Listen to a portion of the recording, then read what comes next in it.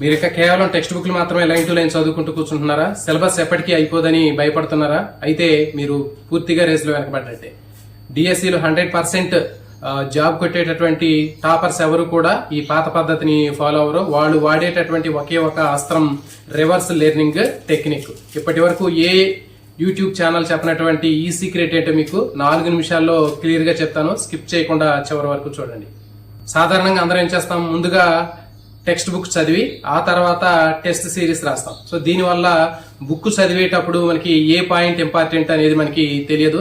తీరా టెస్ట్ రాసేసరికి చదివినంతా మర్చిపోయే అవకాశం ఉంటుంది. కానీ ఇక్కడ రివర్స్ లెర్నింగ్ టెక్నిక్ లో మనం ఒక చాప్టర్ సంబంధించినటువంటి పీడిఎఫ్ ను ముందుగా తీసుకుంటాము. చాప్టర్ చదవకుండా పీడిఎఫ్ తీసుకుని ఆ పీడిఎఫ్ ని దాంట్లో ఉన్నటువంటి బిట్స్ మొత్తం కూడా మనం ఆన్సర్ చేయడం జరుగుతుంది. సో అప్పుడు మనం ఖచ్చితంగా తప్పులు చేస్తాము. ఆ తప్పుల ఆధారంగా మనం ఏ ఏరియాలో మనకి నాలెడ్జ్ బేస్డ్ క్వశ్చన్లు కానివ్వండి, లేకపోతే అండర్స్టాండింగ్ అప్లికేషన్ టైప్ క్వశ్చన్లు కానీ తప్పు చేసినప్పుడు ఆ పర్టికులర్ టాపిక్ ని మళ్ళీ మనం చదివేటప్పుడు వాటి మీద ఎక్కువ ఫోకస్ చేసి చదవటం జరుగుతుంది. సో దీన్ని మనం స్మార్ట్ వర్క్ అని చెప్పడం జరుగుతుంది.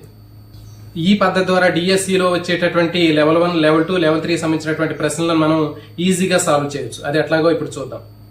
ముందుగా లెవెల్ 1. సో దీంట్లో మనకి నాలెడ్జ్ బేస్డ్ క్వశ్చన్లు ఉంటాయి. మీరు టెస్ట్ సిరీస్ ప్రాక్టీస్ చేసినప్పుడు డైరెక్ట్ బిట్ తప్పు చేసినప్పుడు టెక్స్ట్ బుక్ లో మళ్ళీ ఆ లైన్ చూడగానే మీకు మైండ్ లో దానికి సంబంధించినటువంటి ఆన్సర్ అనేది బలంగా ఫీడ్ అయిపోతుంది. మళ్ళీ లైఫ్ లో ఆ బిట్ ని ఎప్పుడు కూడా మనం తప్పు చేసే అవకాశం ఉండదు. నెక్స్ట్ లెవెల్ 2 సంబంధించినటువంటి అప్లికేషన్ క్వశ్చన్స్ ఏవైనా ఉన్నట్లయితే మనకి ఆ టెస్ట్ సిరీస్ ప్రాక్టీస్ చేయడం ద్వారా ప్రశ్న ఎలా ట్విస్ట్ చేసి అడుగుతున్నాడో మనకి ముందుగానే టెస్ట్ సిరీస్ చూడటం వల్ల అర్థమవుతుంది. టెక్స్ట్ బుక్ చదివేటప్పుడు మీ యొక్క బ్రెయిన్ అప్లికేషన్ మైండ్ సెట్ లోకి ఆటోమేటిక్ గా మారిపోతుంది. నెక్స్ట్ లెవెల్ 3, లెవెల్ 4 సంబంధించినటువంటి క్వశ్చన్స్ ఉంటాయి. అజర్షన్ రీజనింగ్ క్వశ్చన్లు, మ్యాచింగ్ క్వశ్చన్లు. ఈ క్రింది వాటిలో సరైనటువంటి దాన్ని గుర్తించండి, సరికానటువంటి దాన్ని గుర్తించండి. సో ఈ ప్రశ్నలు ముందుగా మీరు టెస్ట్ సిరీస్ ప్రాక్టీస్ చేయటం వల్ల టెక్స్ట్ బుక్ లో పూర్తి కాన్సెప్ట్ చదవాలనేటటువంటి క్యూరియాసిటీ పెరుగుతుంది. తప్పుల ద్వారా నేర్చుకోవటం వల్ల అనలైటికల్ గా మనకి ప్రశ్నలు అస్సలు తప్పు అయ్యే అవకాశం ఉండదు.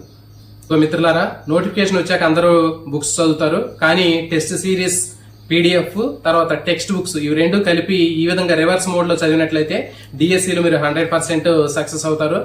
ఈ రోజే మీరు ఒక చాప్టర్ ని తీసుకుని ఒక పీడిఎఫ్ తీసుకుని ట్రయల్ చేసి చూడండి. మీకే ఈ తేడా అనేది మీకు కనిపిస్తుంది. ఇన్ఫర్మేషన్ మీకు నచ్చినట్లయితే వీడియోకి ఒక లైక్ ఇవ్వండి. అదేవిధంగా మీ డిఎస్సి ఫ్రెండ్స్ కి అందరికి కూడా ఈ వీడియోని షేర్ చేయండి. ఇలాంటి మరిన్ని జెన్యూన్ స్ట్రాటజీస్ కోసం ఛానల్ ని ఇప్పుడే సబ్స్క్రైబ్ చేయండి. All the best.